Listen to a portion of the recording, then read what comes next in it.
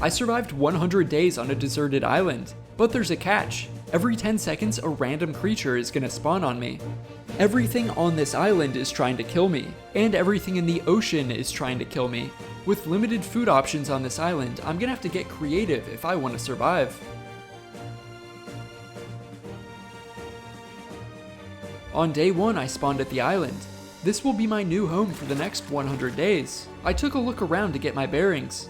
The game wasted absolutely no time spawning in my first enemy, and I better get used to it because a new one is coming every 10 seconds. I quickly took inventory of the island.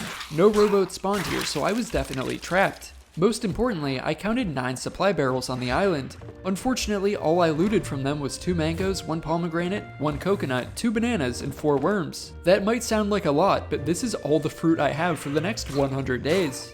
I'm gonna have to make every single bite of food count if I want to survive. There were 5 venomous snakes spawned here too, but without a campfire, their meat is useless. I also found 5 firebombs, which could come in handy. Having a mob spawn in every 10 seconds is insane. This actually might be impossible to survive when food runs out. The scariest mobs are definitely the explosive barrel skeletons. I mean, if I stop paying attention for even 1 second, then I could get blown up out of nowhere. And so the sun set on my first day. But little did I know what danger awaited me. At nighttime, the island started spawning tons of phantoms on me at once. These phantoms are way more annoying than skeletons because they use more ranged attacks. I cannot afford to be losing health every time I fight these. I also accidentally ran into this group of poisonous snakes. Despite burning through some of my valuable fruit, I did survive my first night and began day 2. The enemy spawns seem to be increasing dramatically, and more than one are spawning on me at once. This is getting a little ridiculous. As my fruit supply began to run out on day 2, I quickly realized that the hardest part of this challenge was going to be finding food. I can kill the melee enemies fine without losing health, and I have the ammo to deal with keg skeletons. But these enemies with ranged attacks will eventually kill me when I lose the ability to heal myself. How am I supposed to hold out for 100 days? I'm getting used to the routine though. I fight skeletons at day, and I fight phantoms at night. I ended the night with a little swimming, and then I was quickly reminded why I'm trapped on this island. I knew they were empty, but I just kept checking these barrels over and over again, hoping to find something I missed. But sadly, the fruit was all gone. I really wanted this challenge to be as immersive as possible, so I decided to stop eating, sleeping, and showering in real life. All I have to consume today is a glass of salt water and a molding banana. This way, the starvation I feel in the game feels more real. I even dumped out a bucket of sand on my couch so I would feel sandy at all times. I even turned up the temperature in my room. I opened up all the windows so the sunburn would feel more real. On the morning of day 3, I officially ran out of fruit. And now it was time to try finding some meat. Obviously I tried fishing, but I knew this would be impossible with the mobs spawning on me every 10 seconds. I even tried standing on some rocks to see if I could be out of attack range, but nothing worked. Fishing simply wouldn't be an option. But fortunately, there was still one more meat source on this island, the venomous snakes. The only issue was cooking their meat. This island doesn't have a campfire or a stove, but then I remembered I found a few firebombs in the barrels. I've never tried this on a snake before, so I have no clue if this is gonna cook the meat or just burn it.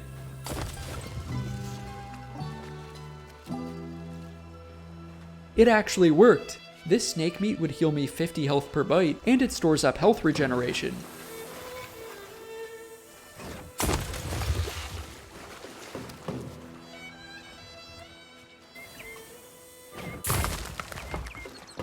This was a W, but let's be honest, this was only a short-term solution to a much bigger problem. How am I gonna feed myself for the next 97 days? That night, I discovered one snake I forgot to barbecue. I decided to spare the life of this little guy. I'm gonna be here for so long that I might as well keep a pet. I tamed him with some music, and I decided to name him Lil Jimmy.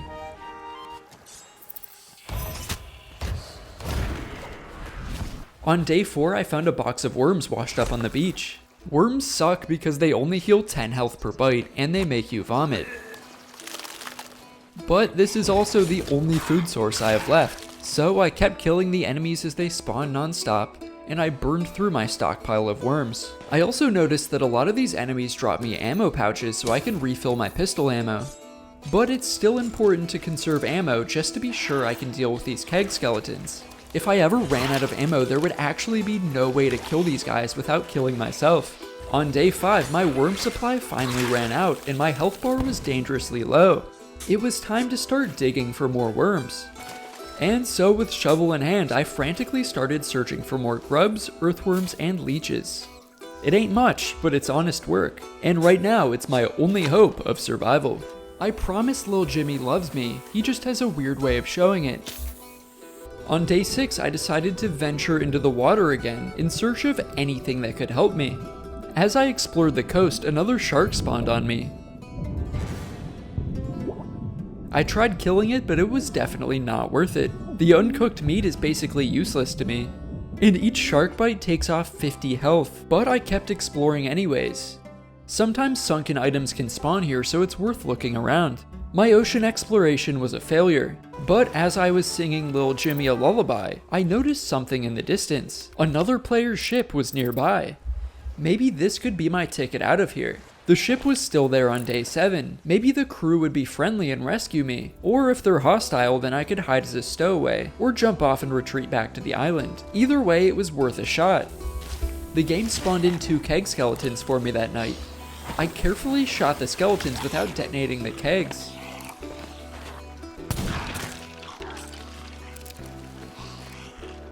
Maybe I could use these to get the attention of the ship when it sails past me. As the sun set, the ship started to move. This was my only chance. It got close enough that I decided to use the kegs.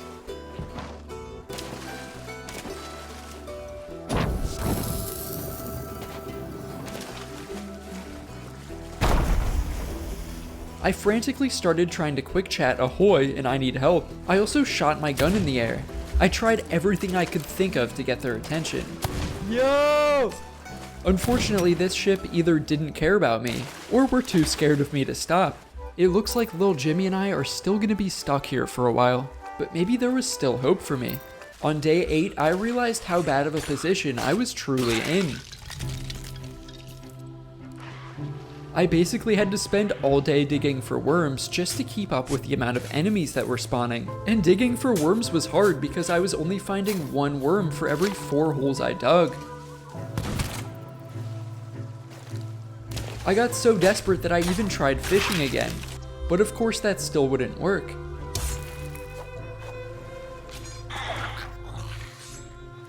But then something life-changing happened. This captain skeleton spawned in and dropped me a treasure map for the island. And what I dug up was an absolute game changer.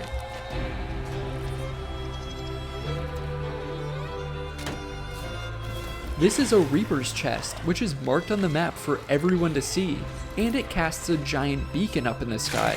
This chest could lure a crew to the island, and it could be my ticket out of here. The game's random mob spawns had actually helped me for once. With this chest visible to the server, it was surely only a matter of time before another ship would come to my island. And so I waited, and fought skeletons, and waited some more. I keep scanning the horizon for ships because I'm so nervous I'm gonna miss one. And then something funny happened with this keg.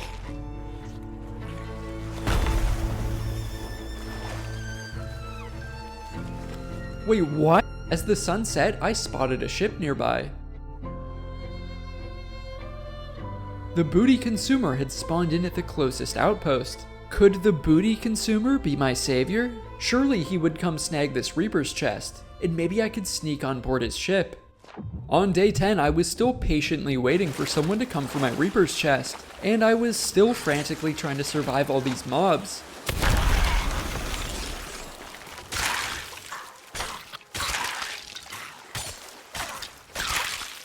While also digging up as many worms as I could, but worm supply still could not keep up with demand, and I was definitely struggling.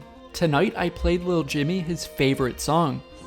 I also tried repositioning the Reaper's chest, just in case something was wrong with the beacon in its last spot.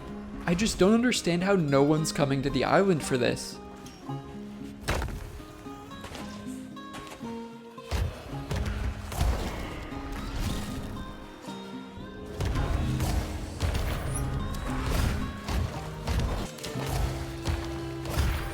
On day 15, I spotted another ship spawn nearby.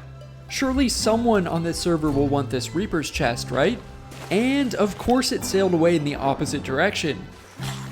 And so I went back to my 9 to 5 of killing skeletons and digging for worms. It's still hard to dig up worms faster than I need them, but for the moment I'm still surviving, and that's all that matters. As the sun set, I spotted yet another ship spawn nearby.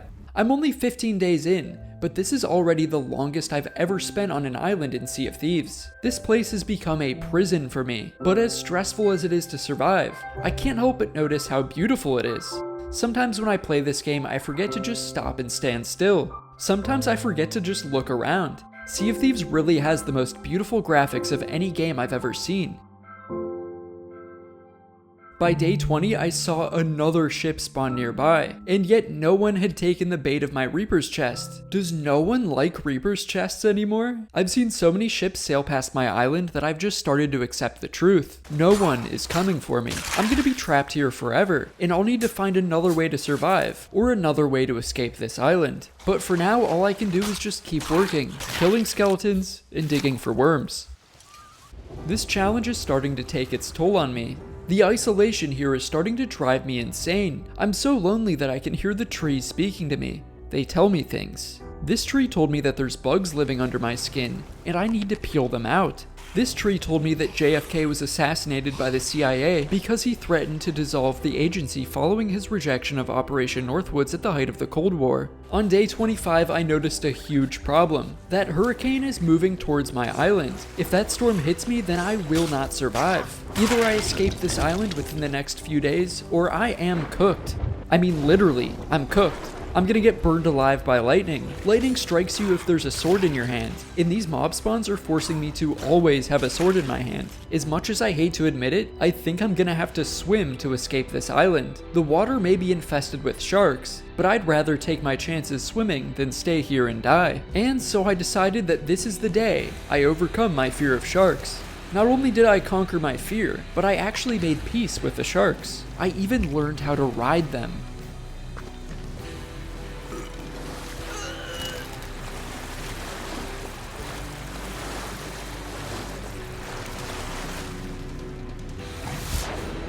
It was worth it. I don't even care. Maybe I could ride on Sharkback to escape this sandy prison.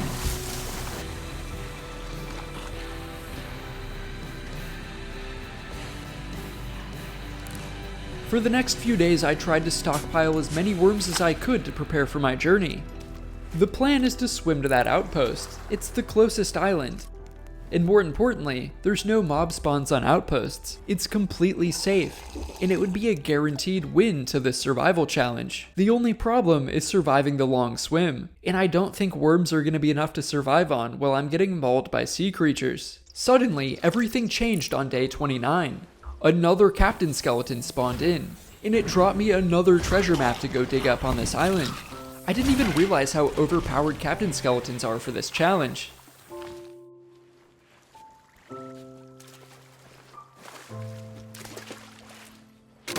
I dug up a storage crate filled with cooked meat and throwables. This was useful because I could also fill up the crate with worms and take it with me on my journey. As the storm got dangerously close to my island, this gift could not have arrived at a better time. Day 30 is the end of the world. The hurricane is about to hit me, so I decided today is the day I leave, forever. I've spent so much time here that I'm almost sad to leave. I said goodbye to my favorite tree, and to my favorite rock, and to my favorite skeleton. And most importantly, I said goodbye to little Jimmy. Goodbye, little Jimmy. You can't come with me, buddy. You're gonna have to hold down the fort while Daddy's gone. This hurricane is beautiful and terrifying at the same time. I'm nervous about this journey. What if I just get double tapped by sharks 10 seconds in and all of this was for nothing? But as the storm clouds swallowed up the sun, I knew I had no choice.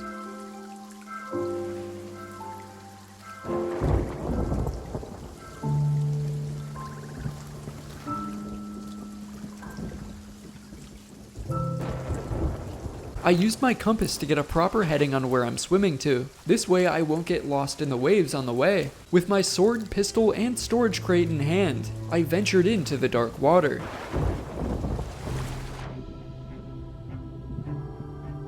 I had a long swim ahead of me. Everything in this ocean wants to kill me. I'm gonna have to make every single bite of food count if I want to survive. Nothing in Sea of Thieves scares me worse than the sharks. Their attacks are so unpredictable. Sometimes a single shark will just double tap you before you can heal. Sometimes two sharks will coordinate their bites at once and insta-kill you. The worst part is that the sharks are guaranteed to bite you the instant you damage them. There's really just no winning.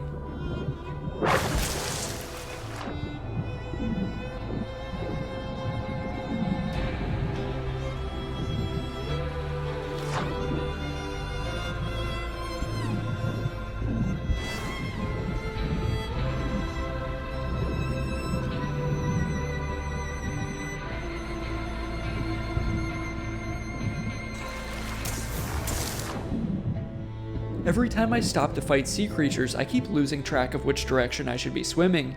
I would be so lost without a compass to tell me where I'm going. On day 31, I reached the halfway point between the two islands. There was no turning back now.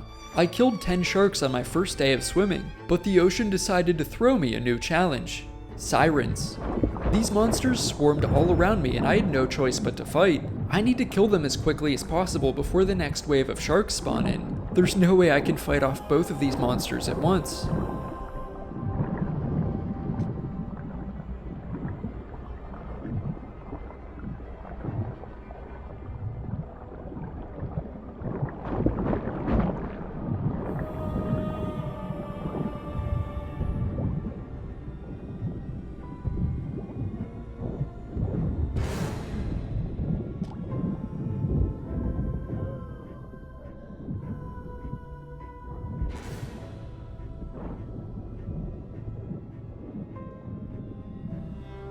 Luckily, the sharks do drop some meat for me. It's not much, but it's better than nothing.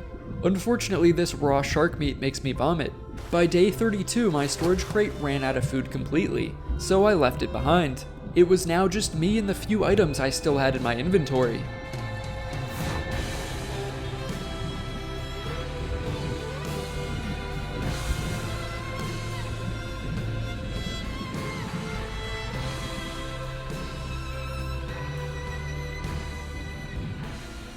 On day 33, the hurricane caught up to me, and I found myself fighting countless monsters back to back.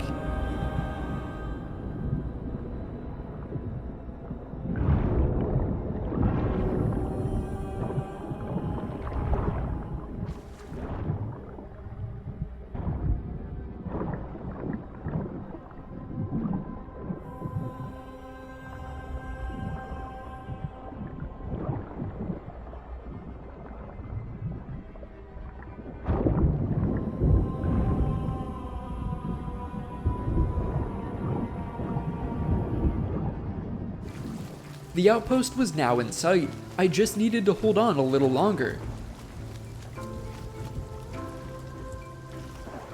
The sirens decided to make one last stand against me, but it didn't matter. I was close enough now that I could just ignore these enemies and complete my journey.